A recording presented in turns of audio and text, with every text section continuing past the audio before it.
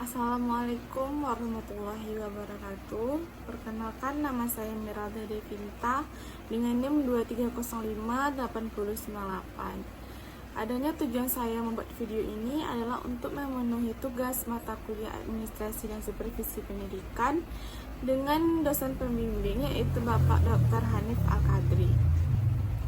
Baik, saya di sini adalah ingin menganalisis video tentang administrasi peserta didik yang telah disampaikan oleh Bapak dosen, yaitu Bapak Dr. Hanif Al-Kadri pada video YouTube yang telah diberikan. Nah, video tersebut membahas tentang pentingnya administrasi peserta didik dalam konteks pendidikan. Nah, dalam video tersebut terdapat juga berbagai aspek pengelolaan peserta didik yang dijelaskan secara terperinci, mulai dari definisi, proses administrasi, hingga prinsip-prinsip yang harus dipegang dalam pengelolaan peserta didik. Nah, video itu pun dimulai dengan pengantar yang menjelaskan pentingnya administrasi pendidikan, yang dimana dalam konteks manajemen peserta didik, Dr. Hanif tersebut menekankan bahwa administrasi peserta didik bukan hanya tentang pencatatan data, tetapi juga mencakup seluruh proses yang berkaitan dengan pengelolaan peserta didik dari awal hingga akhir masa pendidikan mereka. Kemudian adanya definisi dari peserta didik. Peserta didik didefinisikan berdasarkan Undang-Undang Nomor 20 Tahun 2003, yaitu tentang Sistem Pendidikan Nasional, yang menyatakan bahwa peserta didik adalah anggota masyarakat yang berusaha mengembangkan diri dan potensi melalui proses pembelajaran di berbagai jalur, jenjang, dan jenis pendidikan. Nah, ini pun menunjukkan bahwa peserta didik memiliki peran aktif dalam proses pembelajaran dan pengembangan diri mereka. Nah, poin selanjutnya adanya proses administrasi peserta didik.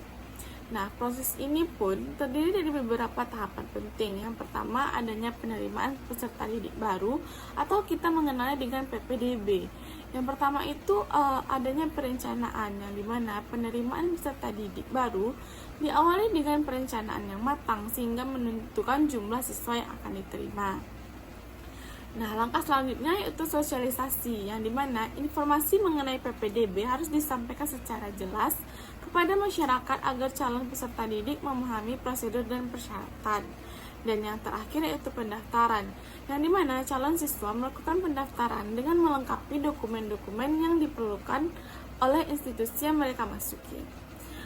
Kemudian adanya orientasi peserta didik baru, seperti pengenalan lingkungan, yang dimana setelah diterima, peserta didik baru mengikuti orientasi untuk mengenal lingkungan sekolah, termasuk fasilitas, kegiatan ekstrakurikuler, dan tata tertib lainnya.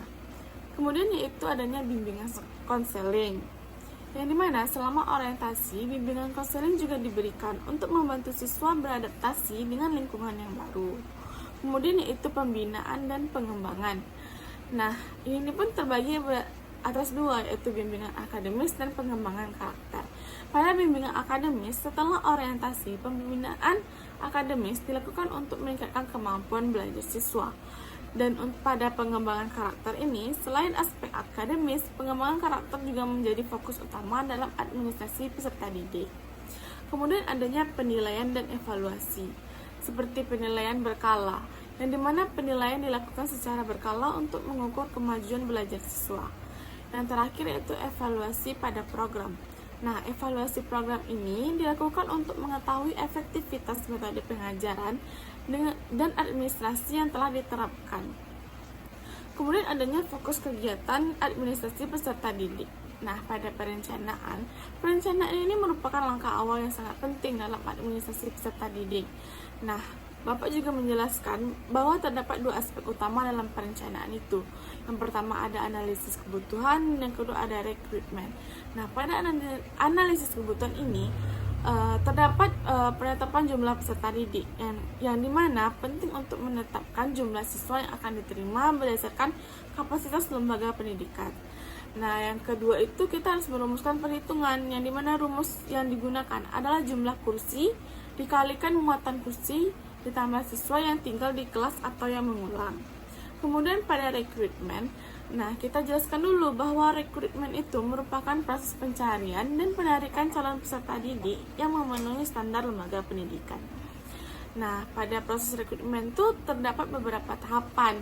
Yang pertama ada pembentukan tim penerimaan siswa baru, yang kemudian dilanjutkan dengan penyusunan prosedur dan persyaratan penerimaan, dan yang selanjutnya itu pengumuman dan sosialisasi kepada masyarakat. Yang selanjutnya penerimaan berkas pendaftaran dari calon siswa. Selanjutnya yaitu verifikasi berkas untuk memastikan kelengkapan dokumen. Dan yang terakhir yaitu kita melakukan rapat tim untuk menentukan perankingan calon siswa berdasarkan kriteria yang telah diterapkan atau yang telah kita tentukan. Kemudian adanya tahapan rekrutmen peserta didik. Nah, tahapan rekrutmen ini sangat krusial untuk memastikan bahwa calon peserta didik itu diterima sesuai dengan standar lembaga pendidikan atau tidak. Nah, hal itu pun kita lakukan dengan beberapa metode, yaitu ada penentukan tim, yang mana tim penerimaan harus terdiri dari individu-individu yang kompeten di bidangnya agar proses seleksi berjalan objektif dan profesional. Kemudian adanya penyusunan prosedur dan persyaratan. Nah, ini pun mencakup bahwa prosedur penerimaan itu harus jelas dan mudah dipahami oleh semua calon peserta didik, termasuk mereka yang berasal dari daerah-daerah terpencil atau daerah yang jauh dari daerah perkotaan. Kemudian dilanjutkan dengan pengumuman atau sosialisasi. Nah, di mana informasi mengenai persyaratan penerimaan harus disampaikan dengan cara yang sederhana agar semua pihak dapat mengaksesnya. Selanjutnya yaitu adalah penerimaan berkas. Nah, berkas administrasi ini diterima dari calon peserta didik atau orang tua, bahkan wali mereka. Selanjutnya itu verifikasi berkas.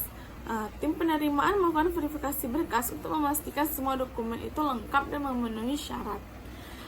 Selanjutnya itu pengumuman hasil penerimaan, yang dimana hasil penerimaan itu diumumkan secara transparan agar tidak ada kecurigaan atau ketidakpuasan di kalangan calon siswa dan orang tua. Dan selanjutnya itu penempatan kelas, yang dimana peserta didik yang diterima ditempatkan pada kelas-kelas sesuai dengan hasil seleksi dan kriteria tertentu. Selanjutnya yaitu orientasi peserta didik baru, dan ini tahap terakhir yang dimana peserta didik baru mengikuti orientasi untuk mengenal lingkungan sekolah serta program-program yang ada di sekolah tersebut. Kemudian kita masuk pada poin-poin yaitu prinsip dalam rekrutmen peserta didik. Nah, pada video tersebut kita sudah mengetahui nih bahwa Bapak dosen tersebut menekankan beberapa prinsip penting dalam rekrutmen peserta didik. Yang pertama yaitu adanya objektif, yang dimana setiap keputusan dalam proses penerimaan harus berdasarkan pada kriteria objektif, bukan pada hubungan personal atau bahkan kedekatan. Selanjutnya yaitu transparan, yang dimana proses penerimaan harus dilakukan secara terbuka agar semua pihak dapat melihat kejelasan prosedur dan hasilnya. Nah, selanjutnya yaitu akuntabilitas, yang dimana setiap keputusan harus dapat dipertanggungjawabkan oleh tim penerimaan kepada pihak-pihak terkait. Dan yang terakhir adanya yaitu tidak diskriminatif, yang dimana tidak ada diskriminasi terhadap calon peserta didik berdasarkan latar belakang sosial ekonomi ataupun bahkan faktor-faktor lainnya. Nah, dari beberapa poin tersebut dapat kita simpulkan bahwa video yang dijelaskan oleh Bapak tersebut memberikan wawasan mendalam mengenai administrasi peserta didik dalam konteks pendidikan formal. Di mana terdapat juga poin-poinnya tentang pentingnya manajemen peserta didik, bahwa administrasi peserta didik ini adalah bagian integral dari manajemen pendidikan yang mempengaruhi kualitas pembelajaran. Yang kedua yaitu proses terstruktur, yang dimana proses administrasi mulai dari penerimaan hingga evaluasi harus dilakukan dengan secara struktur dan menjadi tujuan dalam pendidikan tersebut. Kemudian adanya prinsip-prinsip dasar, yang dimana mematuhi prinsip-prinsip objektif, transparan, akuntabel, dan tidak diskriminatif sangat penting dalam menciptakan lingkungan belajar yang adil bagi semua siswa. Nah, video yang dijelaskan oleh Bapak tersebut sangat relevan bagi pendidik, pengelola sekolah, serta pihak-pihak lain yang terlibat dalam dunia pendidikan untuk memahami pentingnya administrasi peserta didik dalam menciptakan sistem pendidikan yang berkualitas dan berkeadilan. Baik, sekian video analisis yang dapat saya sampaikan. Kurang dan lebih tolong dimaafkan. Saya akhiri dengan wabillahi taufiq wal hidayah. Wassalamualaikum warahmatullahi wabarakatuh.